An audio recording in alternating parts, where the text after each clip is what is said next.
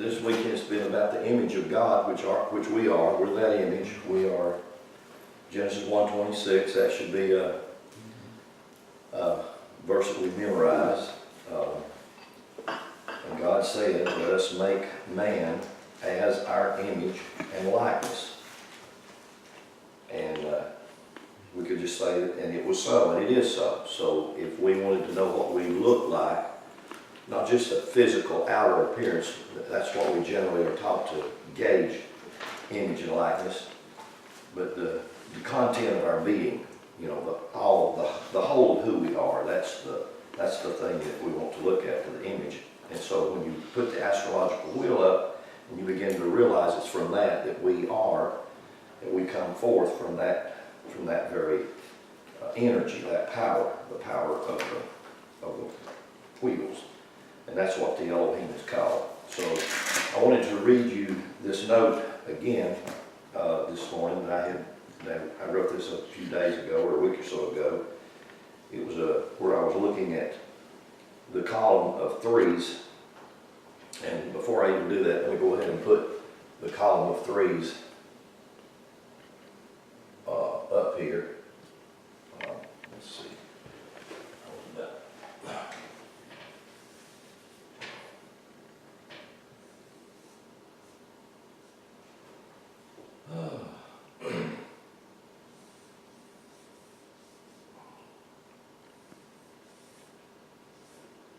Okay, that's the three. In Hebrew, this is called the three mothers.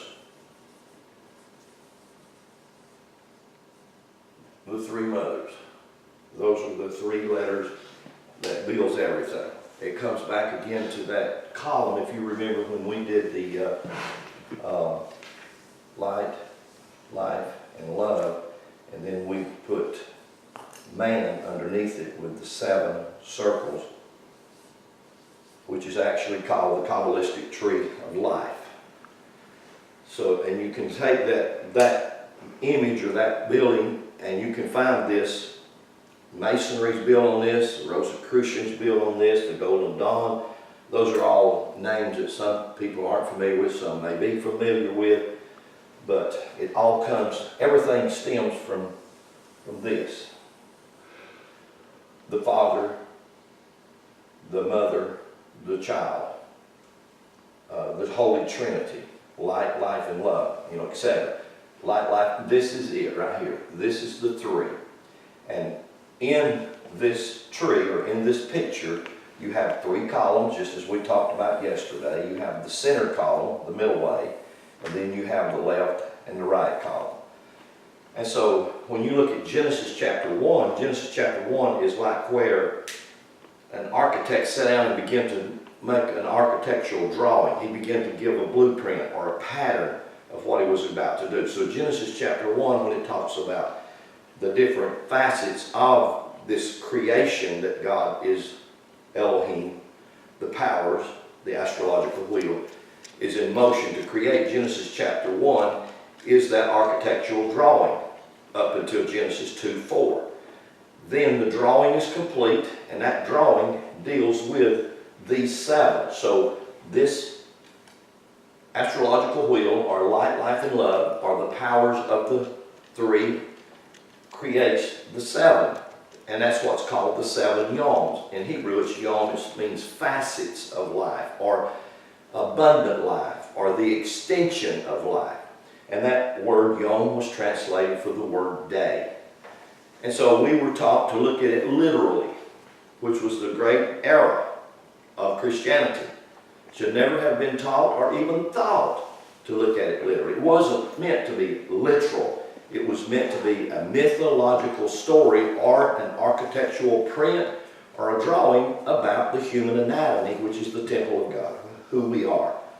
So all ancient materials tie into this concept and this idea. But this concept and idea is foreign to most Christians. They've never been taught to think like that. So when you get into Genesis chapter 2 and verse 4, you complete the 7 yoms, because the 7th yom is the place of peace and freedom. It's called Shabbat. And we thought it was the Sabbath day of the week, or we call it Sunday, or If you're Orthodox, you call it Saturday. You know, if you're like the Seventh-day Adventist or any Adventist group, they call it. And so they're always trying to focus in on a specific day and honor the day. When you look at the New Testament, very clearly Paul says there's no such thing as a special day above another day, for every day is special. Every day is a holy day.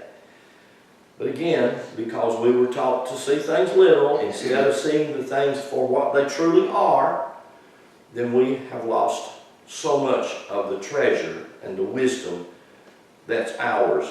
And not only is it ours, we actually retain it in our being. And it's sort of like it's dormant there, and it's being awakened. And that's what this is about, this weekend's about, or any gathering, anytime we come together. It doesn't matter, 2 or 3 of us, we're just talking about this. It's about awakening that's within us, or stirring it up, or arousing that. And that's the power of the essence of the divine, which is us. And that's difficult for us to see that and think that. So as I read this, and I know these terminologies are sometimes foreign to people. I mean, they are to me, or they were to me. And, you know, the more I read, or the more I looked at, you know, just a wide spectrum of material, then these terms got more and more familiar with me. So they weren't totally, I wasn't totally ignorant to them. And many times we are, you know, sometimes the only reason that we're ignorant is just because we haven't had that exposed to us, or we haven't heard that. You know, if you haven't been taught something, it's hard to necessarily know it, even though you may have it deposited in you. And then when you're taught it, it kind of stirs it up, and you awaken to it. Oh, I know that. You've had that happen, haven't you? Oh, yeah. It's just something about it. I just somehow or another, I intuitively know it. And that's it. You're exactly right. Because that's where it's at. It's in your intuitive nature. It's in your instinctual nature. It's in the core or the heart of your being. And that's where the essence is at. That's where the power is at. You could say that's where God is at. Okay? So when I read this just let it kind of bounce around with you. Think about it. Chew on it.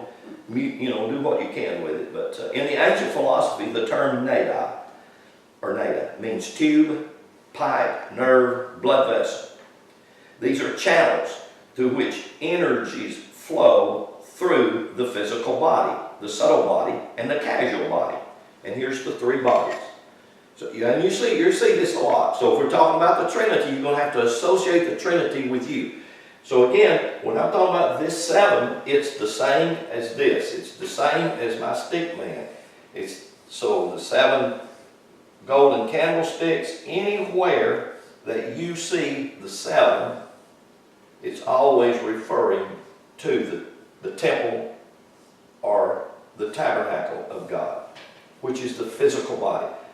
This 7 and this 7 in the Kabbalistic tree are the same thing. If you put the head up here, which is God, and you put your arms here and your legs here, you see the same thing, okay? It just lays it out differently. You know, and I can do the rainbow. It doesn't matter, any place you want to find, or you do find the 7. So, and there are 3 aspects of that body, 3 aspects of it. And that's the physical aspect, the subtle aspect, and the causal aspect. In the ancient wisdom, these nadi are points of intensity or energy. I would actually just call them nerves, because they are referring to your nerves. And I also could refer them to your blood vessels, because they run together but not the same. But they do run together. The number of these nadis in the ancient wisdom is said to be up in the millions. And the same thing's true when they talk about your nerves. It's the millions. You know, if you were to take any one of us and grab hold of our brain in our body and jerk our brain out, you wouldn't jerk out something that's just right here. You would jerk out your entire spinal column all the way down your back, and all the nerves that go out from it to the tips of your toes. If you pull that out, you pull the entire wiring nervous system of your whole body. But we think of the brain as this. But it's not just this. It's not just this thing up here and housed in this skull. It's down into the spinal column and all out through the whole body. And so when the ancients were referring to the nadi, these nerves, these vessels, they were referring to the energy and its intricacy. The number of these in their ancient wisdom is in the millions. They are divided into the important nadi. So they break it down into these right here. These are the important ones. And when I started this particular ideology 20-something years ago, 25 years ago, I started this out of looking in a medical dictionary, Gray's Anatomy, and I was reading about the chakras, and I was reading about the endocrine glands. And of course, I call them endocrine glands. And my daughter, she's a nurse, so she said, "Daddy, that is not how you say it." I said, "That's how I say it." And so I said, "It's spelt that way. It should be said that way." She said, "Well, it's not said that way." So she corrected it. She said, "You call it endocrine." So the endocrine glands. And so I saw that. I thought, oh, the 7 major glands. And then if you look at that baby, when that egg and that seed are united together, you see that almost within just a few hours, you see this little 7 worm. I mean, it's so small, it's so intricate. I mean, it comes from this brain and the spinal column. It begins that whole, because the information is there. That is the soul. Because the soul is the information of the divine to build the body and to function in the body and to empower the body by the spirit that's with it. You know, and so I know that's different for us to think like that, but if we tried to think that way a little bit, you'd find it smokes real good and serve you real well too. So these are divided into 3 important nadis: the Ida, the Pingala, and the Sushumna. And so if I were separating them, I would separate these right here. I would call this the Sushumna, the center way. Jesus said that this is the narrow way. And Jesus said in that same teaching on the Mount on the Sermon, the Sermon on the Mount on the Sermon, same thing. Jesus said in that same thing, he said, if your eye is single, then you'll find this narrow path. He called it the straight and narrow path. That's one way to say it. In Eastern philosophy, you can call it the middle way. It's the way of balance. It's the way where that you pull the left and the right, the male, the female, the extremes together and become balanced. Otherwise, we get unequal. We get out of balance, right? And that's what happens. So that's what this is about, finding that Sushumna, that center way, the straight path, the narrow path. You know, we were told if you walk in the narrow path, you're not doing this and you're not doing that. And that means that you're in the narrow path, because it's going to be awful hard and difficult to go through that narrow path. And that's just not true. Those are things that we've been told in religion to try to make us do things. You got to do this, you got to do that. You can't do this, you can't do that. You got so much can'ts and don'ts. You know, it's ridiculous. Yeah, okay. And this is also referred to, the Sushumna is also where they get the whole idea of the 7 chakras. And again, it's what I call it, the 7 endocrine glands. I can also call it the 7 churches. It's the same thing. So actually in the book of Revelation, if you look at the book of Revelation, you'll see the 7 is the most predominant number there. It's predominant with everything. I mean, because it's about the 7 eyes of God, the 7 spirits of God. That's all that. You're the 7 eyes, you're the 7 spirits. All of that's referring, you're the 7 churches. It's all referring to the same thing. So, then you go and you can read the Upanishad. The nadis penetrate the body from the soles of the feet to the crown of the head, and in them, the prana, which is the breath, you can call it the ruach, the spirit, because see, it's says the same thing but with a different language or a different terminology. The prana, or the breath, and in the life abides the atma, which is the abode of the Shakti, or the creative, animating, or the inanimate worlds. That would be the same thing as saying that God lives inside you, the causal one, that is empowering to cause the effects. And all we get to look at is the effects. We say, oh, well, this is the results. These exact ancient wisdom, or this exact ancient wisdom, is recorded by the method of types and allegories, myths, numerology, astrology, stories, characters, names, mountains, etc. Cities, all these things. All of them were mythological, all referring to certain things. And I'll show you that here in just a few minutes on some of the typology of the name. And I hope that you'll see something greater into the story, the telling of the story, and look at it rather than just literal people doing certain things and realize it's something that's inside you or something happening within you. The Torah, which are the first 5 books of the Bible, in the Torah, this same story of the 3 Eastern terminologies, the Ida, the Pingala, and the Shushima, are used to call Esh and Esha. And I wanted to look at that this morning. I just want to show you that in your Bible, or let you see it in the Bible, because Esh and Esha is not a term familiar to people. Esh is a number that, the root of that word means fire.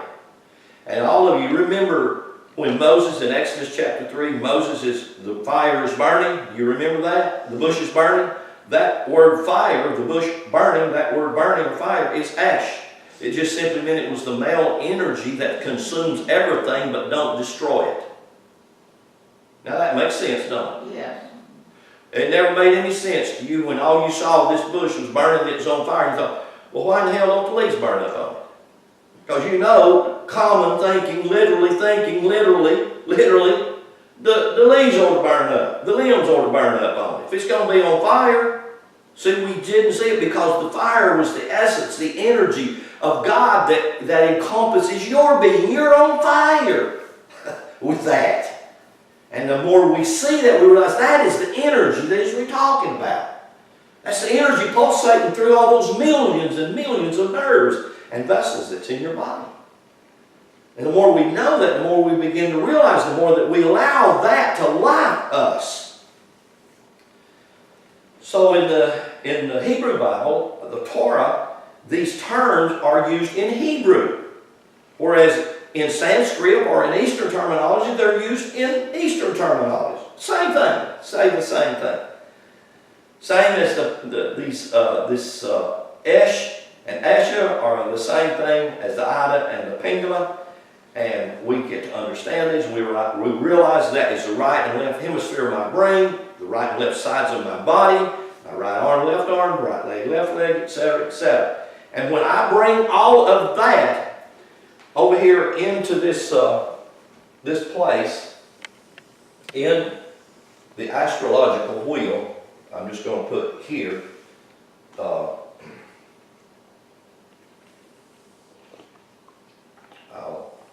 I'm only going to do these right here. I'm just going to do the 7. 1, 2, 3, 4, 5, 6, 7. And the reason I do that is because if I do my little man, right here is where his pelvic bone is at. And my goodness, it's so important that we would understand the pelvic that we don't. This is the scales of justice. The scales of justice are right here between your gonads. And your gonads are important as your brain. That's why many times they refer to it. It's slang language, and I realize it's slang, but I don't mean it to be ugly or I don't mean it to be vulgar. But many times we say men think with the wrong head. Terminology is correct. That is correct because there's a head down here in the gonads, and women have it just exactly like men have it. There's not any different there. When you break the anatomy down, that's why I really kid about watching that little guy Cullen, because he's so profound of explaining what's up here and what's down here, what's in the gonads and what's in the head, as above the belt, so below the belt. You just have to watch it and see. Hopefully it will open your eyes. We can get out of vulgarity or get out of the vulgar thinking, but we begin to realize we do have a head on both ends of our body, and there's nothing wrong with either one of them. We just have to learn to use them for the use of their design. Okay. Right? Y'all okay with that, maybe? Entertain you a little bit, think about it. Yeah. All right. So let me move on here. I wanted to read several of the notes of the things that I had written before I get into a couple of these things in Genesis. because for me, I am taught by repetition. That's how I learn. I go over and over and over, and sometimes I think, man, I know there's something there and I can't seem to get it out. And so I go over and over and over until finally I can extract it. The three mothers are the building blocks of the Hebrew alphabet. That's the Aleph, this is the first letter. It has that one value. This is the Mem. And I can't remember where the Mem falls, whether it's around the 12th or 13th letter, I'm not really sure, but it's somewhere around the middle of the alphabet. And this is the Shin. It's a 300 value. It is next to the last glyph in the Hebrew alphabet. But these are called the three mothers. And then this right here, so you have three mothers, and then you have what's called 12 elementals. You have 12 elementals, which are the 12 wheels of the astrological, and then you have the 7. And so when you have 3, 12, and 7, you have 22. And that's how many glyphs or letters are in the Hebrew alphabet. And they're broken down and they're divided into those different categories. And when you start to see them, so anywhere you have these 12 elemental letters or numbers used in the Hebrew alphabet to make a word, you're referring to the astrological wheel. And you won't find a page in your Bible anywhere that don't have 1 or 2 or 10 or 20 of these 12 elementals or letters or glyphs on that page. And that's why I said you can find astrology on every page of the Bible. It's just there. But we've been taught to stay away from it. It's taboo. We think it's of the devil and all of these other things that we've been taught. You know, remember last night, I'm going to put it on the board, but I want you to think about with me. Last night we talked about those three minds. And I used those three different words that were used for mind, mind, mind. And we found that first word that's used for mind in Genesis chapter 23, verse 8, is actually the word for soul. It's the Hebrew word nafesh. Then we found in Genesis 26, 35, this is the second place the word mind is used, and it's actually the word ruach. It's the word for spirit. And then the third place we found that word used was in Leviticus, and it's the word thay, which actually means speech. And then there is actually another word that's used for mind, but it is also, it's the word that I put on the very top of the board when I used the beth and the lamed, and it's called the heart. So is your heart your mind? Yes. Is your soul your mind? Yes. Is your spirit your mind? Yes. Is your speech your mind? Yes, absolutely. That's all your mind. Your mind is not your brain, even though it uses, and it's connected to your brain as much as it's connected to your heart that pumps blood, as much as it's connected to your bladder and your kidneys, or any of the 7 endocrine glands. It's connected to your pineal gland, your pituitary gland, your adrenal gland. All of those are mind. And so when we begin to realize that and we start to own that, we won't try to put the mind in the brain and keep it there, but we will begin to realize the mind is a very, very powerful tool or ability that we have. And we have that mind to use. And therefore, as God thinks, so can we, and so should we. The thoughts of God should be the thoughts of man, and could be and can be, and in most cases are supposed to be. So if you will go with me to a passage over, I think it's in the book of Exodus, and I want you to see something with me. Exodus.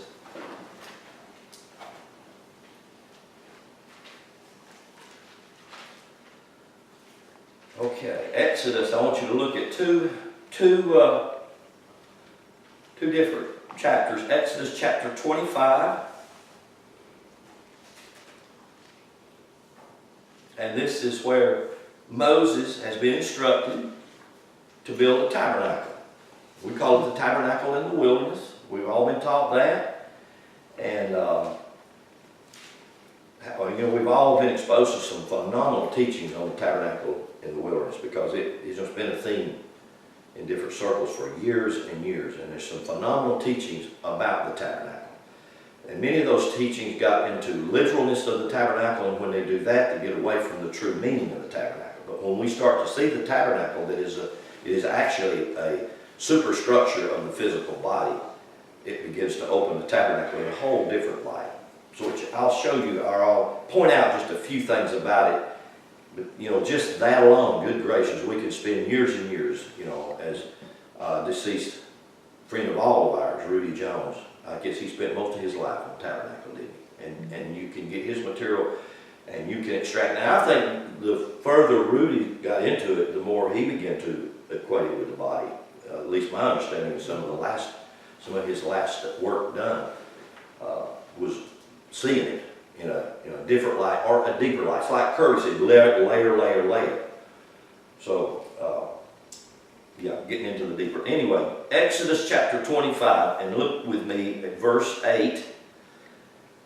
So it says, King James says, let them make me a sanctuary. When actually in Hebrew it doesn't say that, let them make me something. Actually it says this, in Hebrew it actually says, and I will make of them a sanctuary. Completely different. I will make of them a sanctuary. Well, what does that mean? It's a place he's going to live. Because we call it sanctuary, we put something holy on it, but if we looked at it, oh, it's the temple. Oh, it's the house. It's the dwelling place. Oh, it's the residence. Because that's what the word means. Residence. So it's a huge difference when you start to see from the perspective of code rather than perspective of translations on top of translations. And on that, when we got translations on top of translation, copyists on top of copyists, you have to remember all of this was done by hand.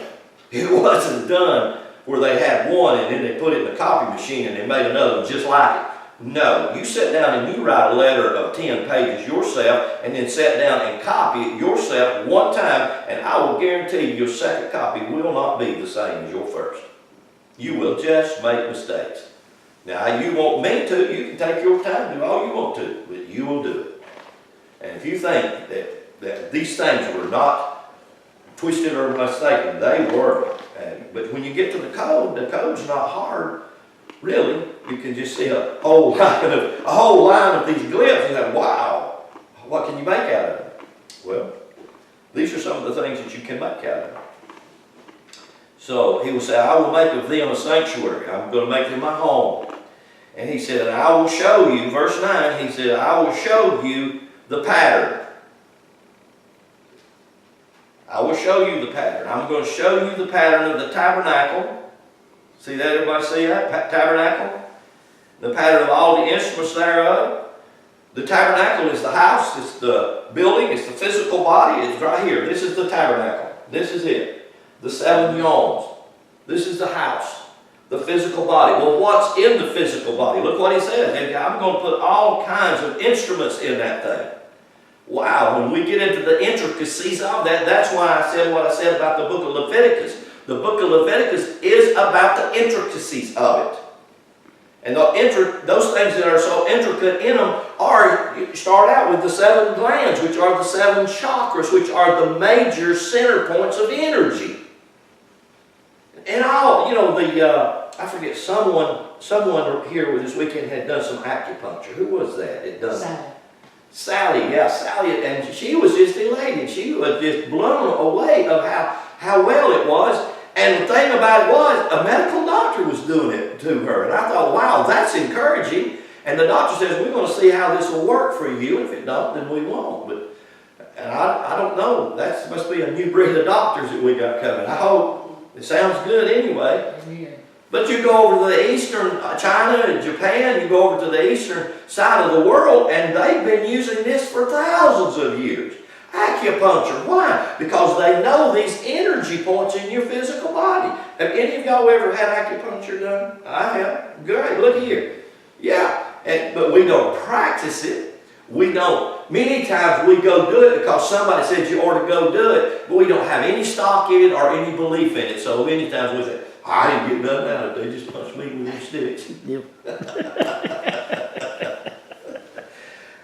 It's just like It's like people taking a certain supplement. Well, I took them things for 30 days. They didn't do me any good. I couldn't feel a bit of difference. That's your problem. Take them for 6 months. Give it time to work your body. Don't just think, well, I just took a drink of it and I didn't like it. It didn't do me any good. So, why is that? We in America, we're looking for instant gratitude. We need it now, bless God. I got to have it right now. If it didn't jerk me or twinkle me or tickle me or, if I didn't see stars, then it ain't no good.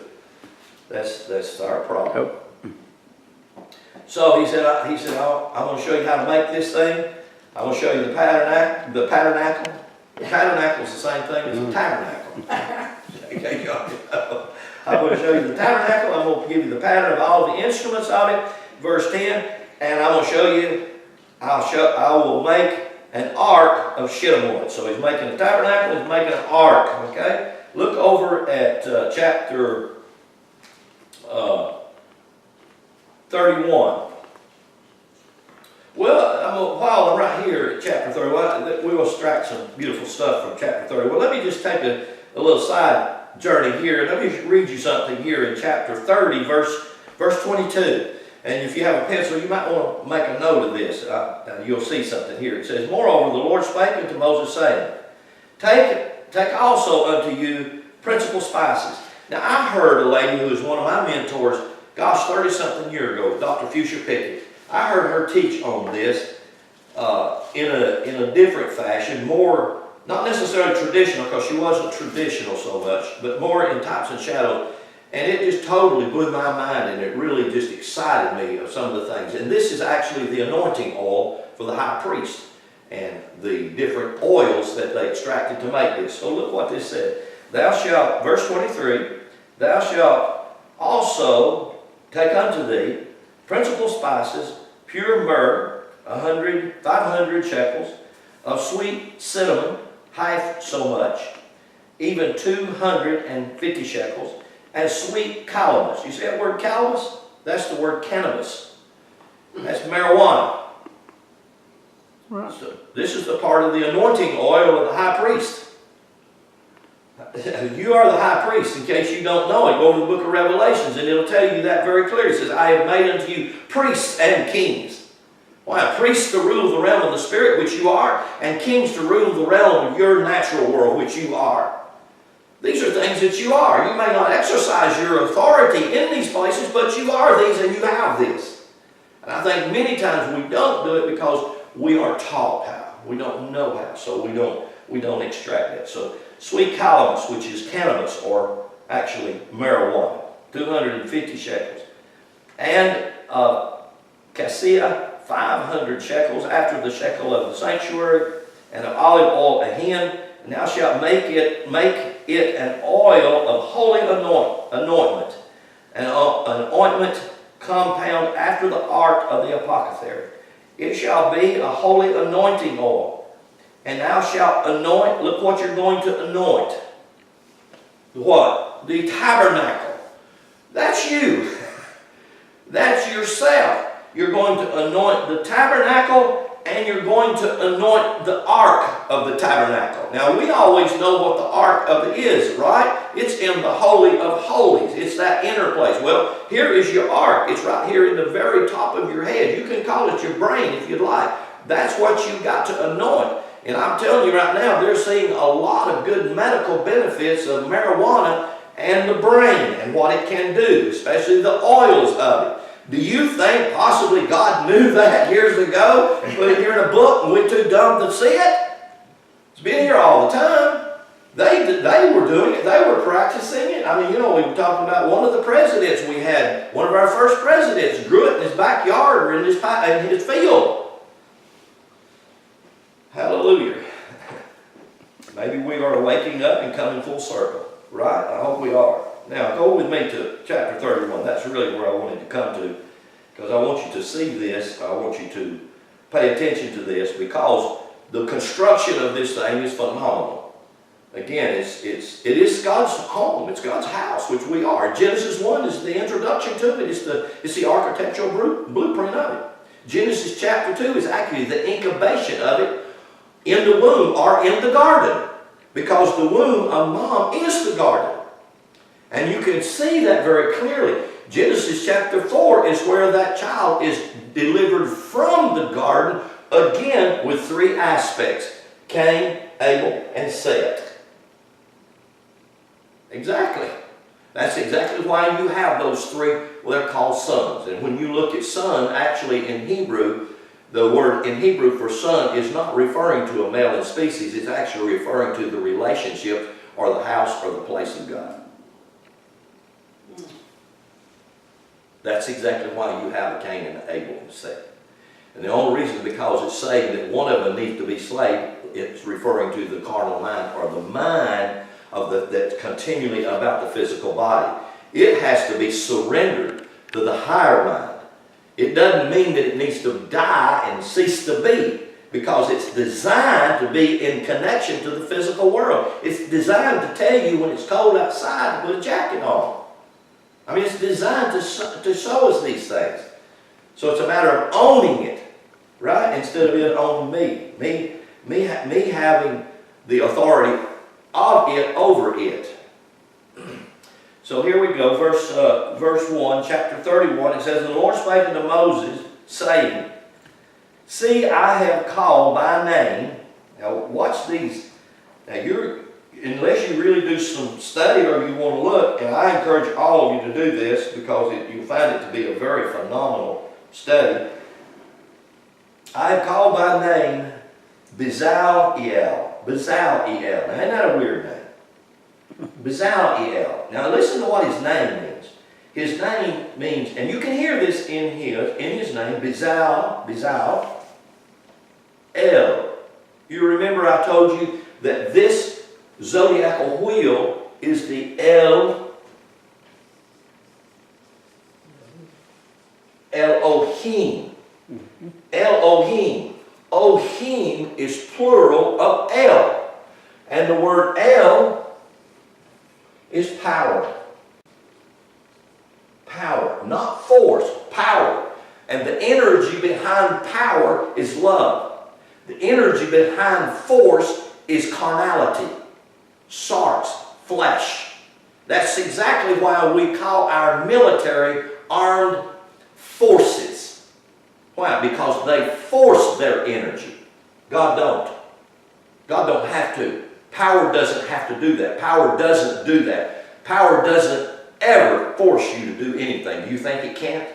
You think God couldn't make you?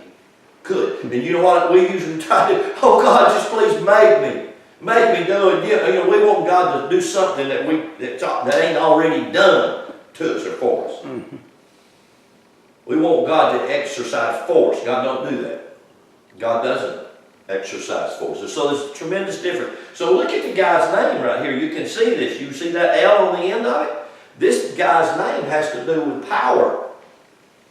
And so that's what his name is, Bezaleel. And actually the word means the shadow or image. That's what we're talking about all week long. Image. That's what this name means. It's the image of power. And when you look at yourself and you break yourself down with your birth charts and seeing those places, both the place where your father put his seed into your mother and initiated the building of the house of you, and when your mother, through travail, pushed you out of the garden and God breathed into his house and empowered his house to be.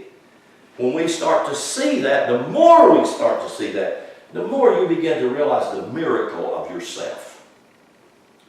So this guy's name, Bezaleel, his name means the shadow or the image of God. It actually means in the likeness or in the image of God, or the image of the El.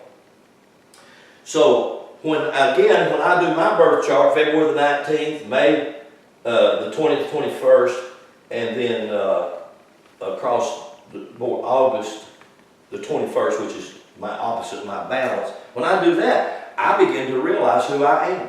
I begin to know myself better. I know my weaknesses and I know my strengths. I know what I can do. I know what I can't do. And the more I know myself, the more I can work with myself. You know, and that's the key. That is what the ancients taught, the aphorisms above the door of the temple in Delphi. Know thyself. Here's a phrase that many people leave out because underneath it says, know thyself and you will know the gods. That's what the real saying says. If you know yourself, you'll know the gods. Why? Because the more I know me, the more I know that created me. And that is me. So Baziel. And you notice he says, I've called this one. And I will tell you, you are Baziel.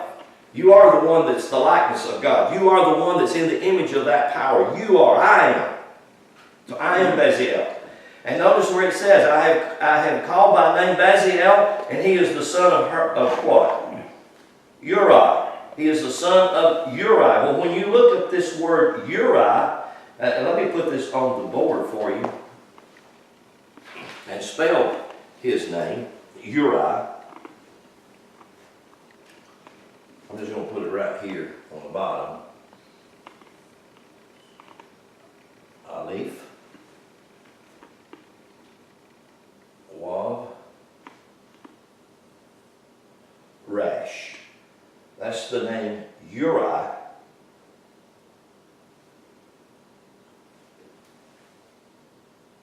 Aleph, Wav, Rash, Yod. Let's do 10. This glyph has a 1 value, this glyph has a 6 value, this glyph has a 200 value, and this glyph has a 10 value. So the Yod, this is masculine, feminine. This is Rash. This is fire. That's word of fire. This is male energy, and this is God. So when you see these glyphs, Uri, that's his name. Now look at this glyph right here. The only difference in this glyph, Aleph, Wav, Rash, is it don't have a Yod on it. It doesn't have the masculine, feminine addition to it. This glyph right here is the word light. God is light. That's called Or in Genesis chapter 1. God is light. And you look at this guy. So where did this Baziel, this power, come from? It says he was the son of Uri. He's the son of light. Can't you see that's who you are? When you take the seed and the egg and you break them down and they begin to look at them, they say they are actually photons. They're light particles. That's where you come from. I mean, you cannot not be this. I mean, we try our best not to be it, but we still are these very things. Mm-hmm. You're the light manifested in a dense world called material or matter. But nevertheless, you still are. You know, it's just like the light's covered over. It's shadowed. It's shaded. It's imaged.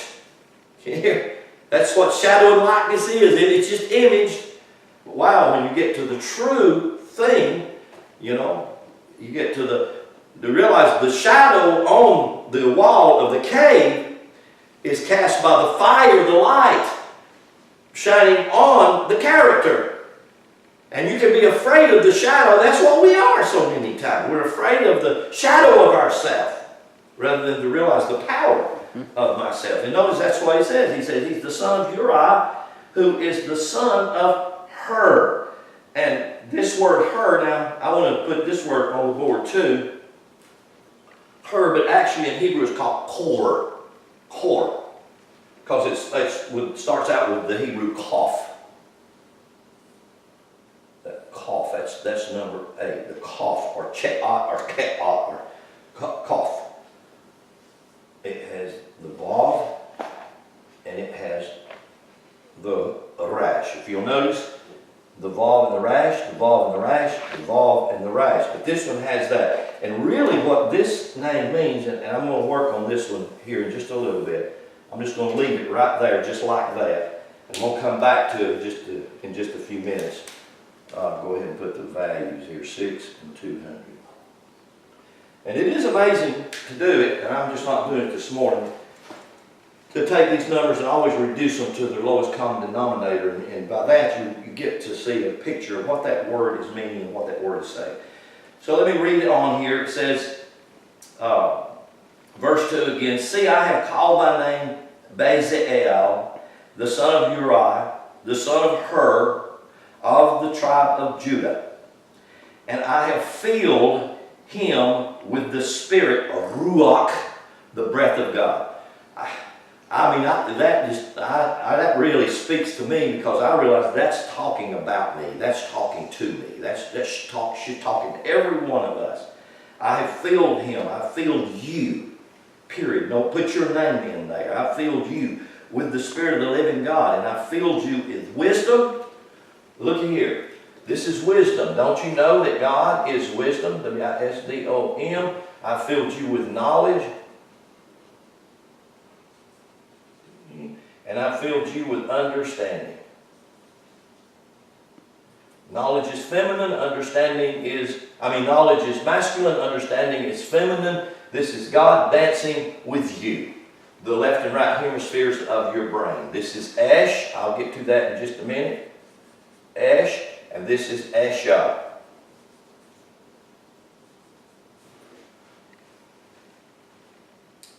And I can do the same thing over here just by taking the brain of my little stick man and divided it into sections, and I call this Ash and call this Ashah,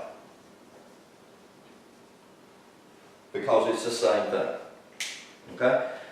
So I filled him with wisdom and understanding and knowledge in all manner of workmanship, to devise cunning works, to work in gold and silver and brass, in cutting stones, to set them in carvings in the timber, to work in all manner of workmanship. Now behold, it goes on and on and on. Okay, now go with me to Genesis chapter 2. And I'm going to try to just close or tie this together on this chapter 2, because this is a place where there's a lot of confusion. Just like almost everywhere, there's a lot of confusion in what it says. Now remember, it says in Genesis 1:26, we've been using it, Genesis 1:26, we can all quote it. I will make him, I will create him, I will build him in my image, as my image and as my likeness. And that's exactly what it says. Then in chapter 3, we come to this place and we get way off the pattern. It says, now the serpent, Nachash, that's what that word is in Hebrew. It's the word Nachash, serpent. And if you can, hold your place right here, because I just want to quickly give you just turn over to Genesis chapter 30 and we'll come right back. Just turn over to Genesis chapter 30. And you hear that word Nachash. Nachash. Kind of have to do it with your the roof of your mouth and the back of your throat, the guttural, to do that. Y'all can do it. It's like clearing your throat. Nachash. Now, that's the word translated for serpent. Now, the word for serpent or for snake, the word for snake is sa'ir. Now, you hear the difference? So, this in Genesis 3, it ain't no snake. Now, I know they told you it was a snake because they used the word serpent. But it's not a snake, because the Hebrew word for snake is sa'ir. As a matter of fact, Moses says when you're out there in the wilderness and the sa'ir bite you, the serpent bites you, sa'ir actually, it means it has a fire in it. That's what the poison was all about, the fire, sa'ir. That's a snake. But this serpent is not a snake. So what in the world is this serpent? Well, this serpent is the same thing as the Shushama. It's the center way. It's the middle way. It's that pulls the left and the right together. It's that pulls good and evil to a center path. And we have been afraid of this serpent. We don't know this serpent. We don't realize this serpent is he's my asset, not my enemy. And we're taught to fight the thing. We're taught to stay away from it. Don't get around it. Don't mess with this serpent. Well, look here at verse 30, Genesis chapter 30, verse 27. It says, and Laban said unto him, I pray thee, if I have found favor in your eyes, tarry. For I have learned by Nachesh. Now I wonder why they didn't put serpent there. Why didn't they go ahead and put serpent there like they did in Genesis 3:1? I have learned by the serpent. Well, what does that word Nachesh mean? Well, it has several meanings. One of the meanings of it is to learn by experience. You can learn things by the experiences that you go through. Do you not? How many of you not? How many of you have ignored the experiences you go through and didn't learn nothing? Yeah, we do. We don't pay attention. But as we start to pay attention, we begin to learn. We can learn and that's what that word means. In other words, this is actually referring to a nerve. It's referring to the sushama, the column. And again, I'm going to say it's the nerve that connects the brain to the whole nervous system in the body. So the Nachesh is that which draws the tree of the knowledge of good and evil together. And we have been taught to be afraid of that. We've been taught to shun the tree of knowledge of good and evil. We stay away from it. That's just one place of the use of this word Nachesh. I can take you to many other places and show you where it's used in different ways. And it's not just used in one particular way. It's used in many different ways. It's not just used to experience or to learn by experience. It's used for other words in different places, but it's the same way. But let's read this. Genesis 3:1. I want to read this and share some things that the Hebrew code says right here, a few verses. Verse 1 says, the serpent, or you could say your middle way or your nervous system, is more subtle. The word subtle means frugal. You were always taught it meant deceitful, right? So when you said subtle, it meant deceitful. It's frugal. It's like my grandma was very frugal. I mean, she extracted out of stuff people would throw away. She would just bring a treasure out of it. And that's exactly what it means to be frugal. So what's frugal about you? Your Nachesh. Your ability to learn by your experiences. That's very frugal if we will pay attention to it. So it's more frugal than the beast. You see the word beast? That's the word che. You remember when it says the tree of life in the midst of the garden? The word life is che. So what is it saying? It's saying that the serpent is more frugal than the life that's in you. And you see, we were looking at this to say the beast is an animal. Or we call it the snake with legs on his back. Knowing full well the snake don't have legs on his back, and the snake don't talk. Never has and never will. Still, we have missed the understanding of this story. And it's a profound story because actually all of this is taking place in the womb of your mom as it's building your nervous system. And that's what this is about. The middle part of chapter 2 is about the blood system. And Genesis chapter 3 is about the neurosystem. So here you have a psychic system and a physical system being built together at the same time in the womb of your mom. So Genesis 2 and 3 are about that creation of the womb, of you in that womb. Okay, so let's move on here. He's more frugal than the life beast. They call it beast, but it's the same word, che, life. And he said unto the woman, this woman right here is this right here, Esha. This the womb of fire. That's what that's called, Esha. In Hebrew, that means the womb of fire. What's happening here is in the womb of fire of your mom, your neuron, your nervous system is being completed. And the intricate work that's in there is a work that only God can do. It's not a work that man can do. Man don't know how to do that. And God said, you shall not eat of the tree of the garden, not eat of every tree that's in the garden.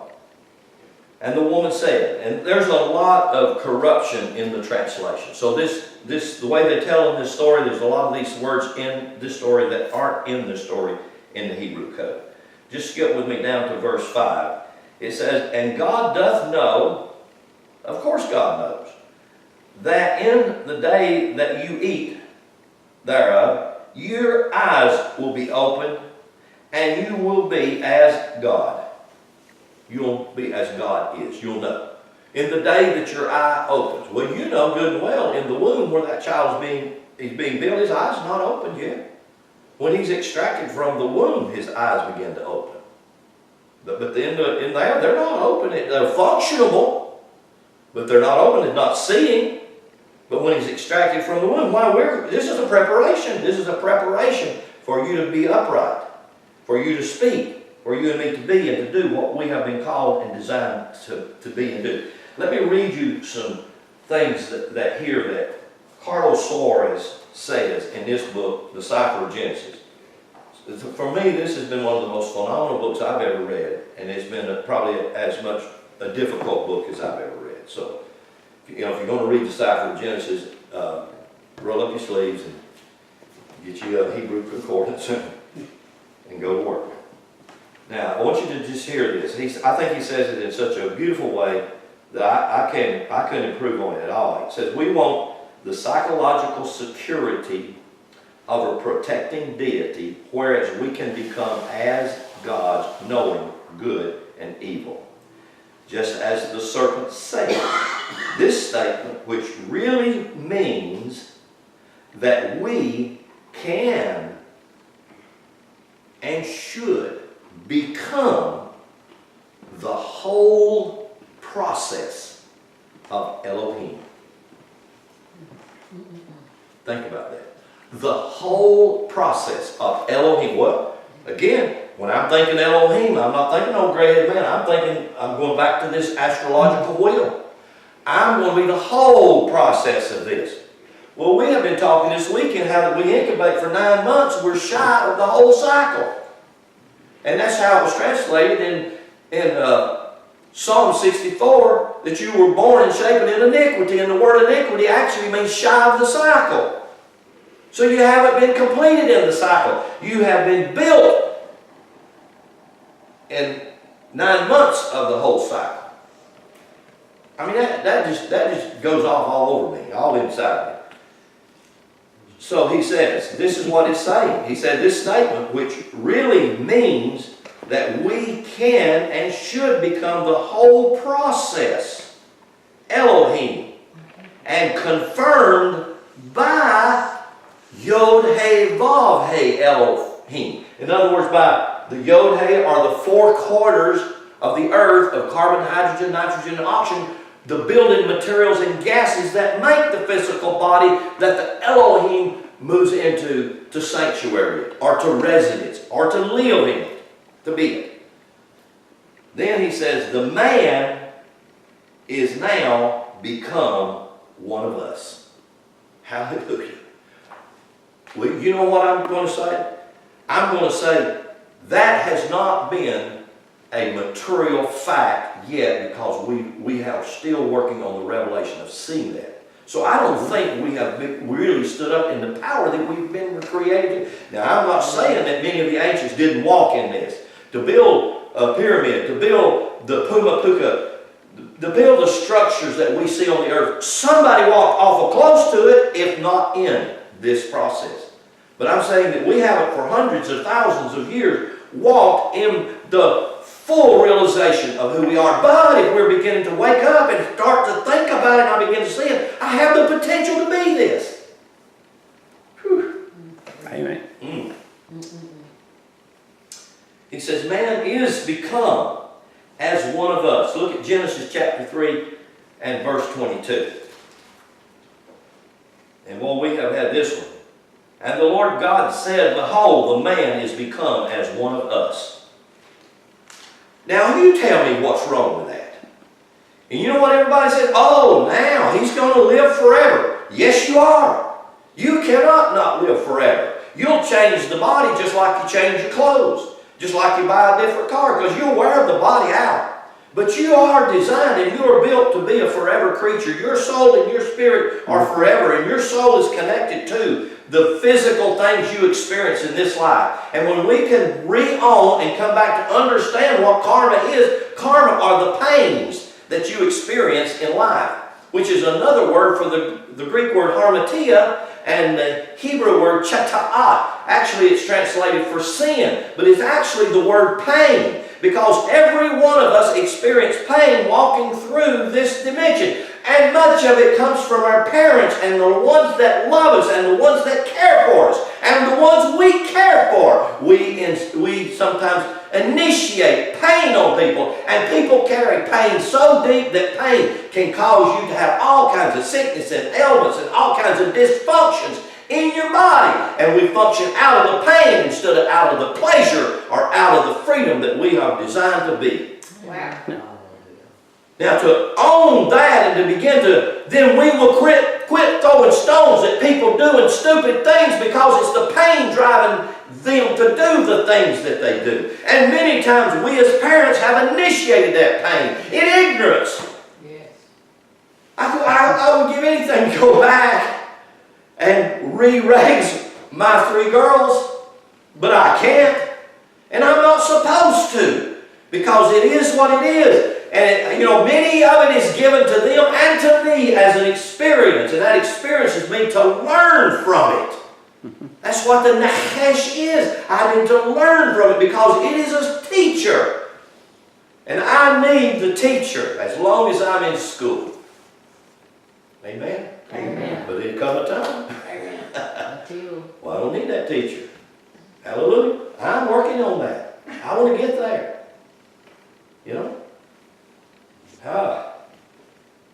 I tell you, this is the most beautiful thing I've ever seen.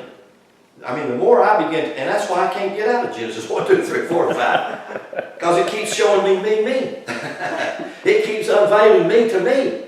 I begin to see the deeper part of who I am. You know what I'm saying? It's just, whew. The man has become as one of us. The Rabbi Yeshua. So negative, Lynn. I'm sorry? When it's written in Genesis, it sounds so negative. I know. When you read it from the English translation, it sounds that way. But when you start to see it from the Hebrew, and then you start to realize a lot of this is just filler. It has no business being there, but it's there to kind of tell a story. And when I accepted it that way, I thought, okay, I'm going to extract the jewels that's here, because I'm going to be just exactly, it tells you in the book of Proverbs, if you want to find the truth, it's like digging for gold. It ain't easy. Everybody looking for easy. You can't even imagine how many hours, weeks, days, months I poured over this stuff to try to figure this out, to see, what does that say? What does that mean? And just stay there and stay there and stay there and stay there. Boom, until 5,000. Oh, God, I see that. But that's an epiphany.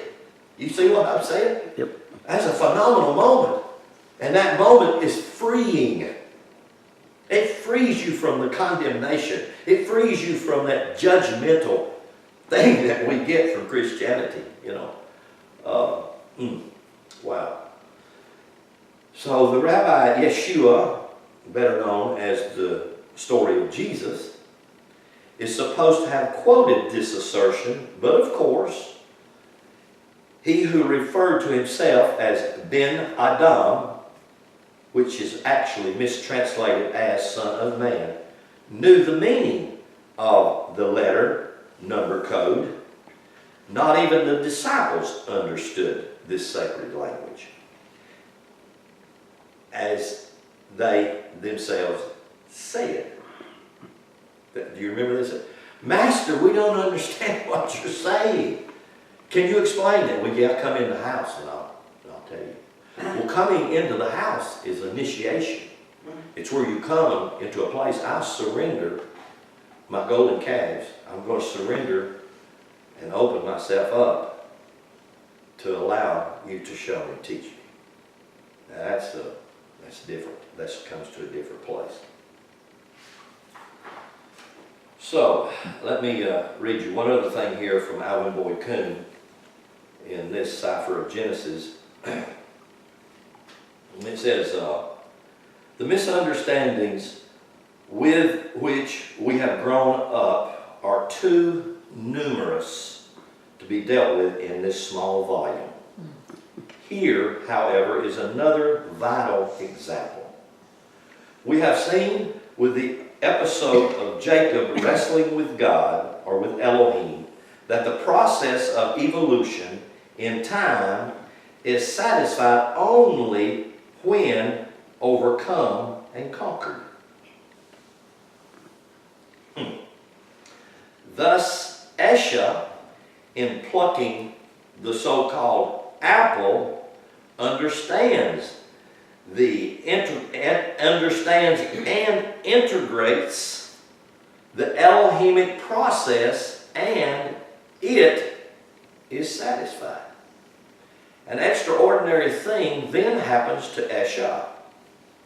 When she is questioned concerning this event, she does not, as the translation asserts, reply. She doesn't say this, but this is what the translation asserts that she says.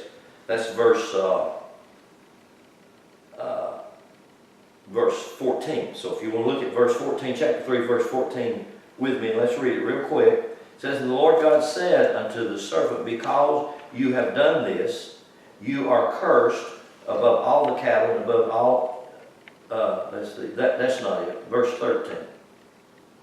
Verse 13, here we go. Verse 13, I'm sorry. Verse 13 says, "And the Lord said unto the woman," the Lord said to Esha, "What is this that you did? What have you done? What have you done?" And the woman said, "The serpent beguiled me, and I did eat." Now I'm going to read it to you from the Hebrew. Here's what the Hebrew says. It says, when she is questioned concerning this event, she does not, as the translation asserts, reply. The serpent beguiled me. What the true reading in Hebrew in the ancient code says and gives is far more significant. The Hebrew phrase ha-nachesh, ha-shayini, as is often true, is the most beautiful passage and is impossible to translate in just 2 or 3 words. It has to do with the action of the sheen. Now I want you to follow me real closely right here. The action of the sheen, that's the sheen, and it's considered, generally in all cases, it's considered the breath. It's always considered the breath. And you remember when I drew the pyramid where I was born, and the first thing I did when I was born, you remember the first thing that happened to you when you were born? Exactly. You took a breath. If you didn't take a breath, you ain't here. You're going to go back and start over and do it again. And when my dad planted the seed up here in green, it began the building of this tabernacle, and it took it 9 months. But then when I was exited from it, I took the breath. We just don't know what that breath did. We think, well, it expanded my lungs. Think again. Think again. That's what this is saying right here. This is what he gets into right here. And this is what I want you to see. I'll just kind of quit on this, but I want you to see this because this is significant. And that's exactly why. If you don't have this book right here, I highly, highly recommend that you get it. Strong and Fearless by Dr. Phil Nuremberger. And it's about your breath. And much more. And much more. Oh, and yeah, and much, much more. Much, much more. But he'll give you a better understanding of your breath and how, in different ways, of your breath. Because if you're breathing right, you're going to live a long time. That's right. This is good, y'all. Just hold your seat, buckle your seatbelt. Put your life jacket on. We're in deep water. It says, the Hebrew phrase, ha-nachesh, ha-shayini, as is so often true, is the most beautiful passage, and it is impossible to translate it just in 2 or 3 words or a few sentences or paragraphs. It has to do with the action of the letter Shin. The 300, the letter Shin. which we met with after Adam's so-called deep sleep. You see, after Adam was put in a deep sleep, then God called the woman you hear that? Sheen. Shah. When you add an H to it, you give it feminine energy, productive, co-creative energy. That's the ha. Why do you think God changed Abram and Sarai's name? Why did he put an H on the end of it? Because he said, because this is your Abram and Sarah. This is your Abram and Sarah. Your upper brain. Your Sarah Brum. Sarah Abram. See, I mean, that's your upper brain. And what does your upper brain need? Think with me. Oxygen. Air. Breath. Has that baby experienced that yet? No. This is a beautiful picture, and it's culminating in the fact that the tabernacle is built. The intricate parts of the tabernacle is put together. The brain and all of its functions and all of the psychological, neurological nerves, the wiring system is put together in it, and now it's ready for this. That's the Hashayini. It's ready to be breathed. And the only time it can be breathed is when it exits the womb. And God engulfs it. It has the action of the letter Shin, which we met with after Adam's so-called deep sleep. The Shin. It is remembered, stands for the cosmic breath of life.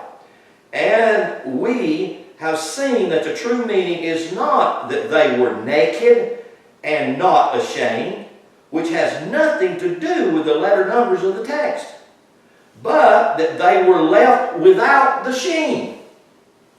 You see, the baby's built in the womb, but he hadn't breathed. It hasn't been sheened. It has to be sheened, and they translated it that the serpent beguiled you. The serpent is the neurological system. It's that nervous system that causes all of the organs to function, to pulse, to experience alif, to experience the life, the death, positive, negative. That's what it says here. And they translated it beguiled instead of hashini. It hasn't been breathed yet. The baby's built. The baby's ready. The baby is ensouled. The soul is within it. And the Spirit is the architect with the soul to have built it. But it hadn't breathed yet.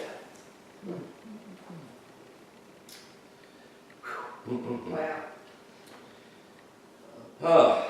But they are left without the sheen. Now, Hashayini means simply that Nachesh, the serpent, sheens her. In other words, the serpent now, as it's delivered, the neurological, the serpent, this serpent now, as it leaves her, breathes. It breathes the instrument. Which I come back to this third character then that God said we're going to build the tabernacle. Urah. Ur. Remember, and his name is associated with life. Do you know what his name means? His name means the hollow place of the serpent. So now when you go back over and you read in Exodus 31, these characters that God said, these are the ones that's skilled to build this thing. You realize that it's God itself building you, living you, laughing you, being you, being through you and being in you.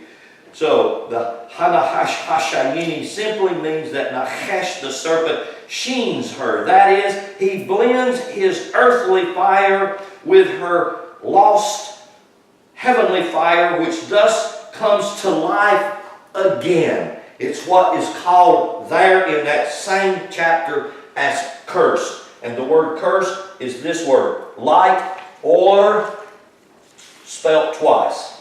Or is the word for light. And it actually means the light from without and the light from within have now entered into the tension or to the struggle. That's why they call it curse. They've entered into that tension of creating the opposites. To create the push and the pull. To create everything that you do. The pulsation, the inhale, the exhale. And that's exactly how it lines up right there in the end of that chapter. And it's translated with words that we can't associate ourselves with, either because they've lost their meanings or because of the mistranslations and they didn't want us to know what it said. And it's all about the miracle of you and the miracle of your ability to breathe, to live, to move, and to have your being as the instrument that you are built to be, and that is God. Selah. Amen. Who's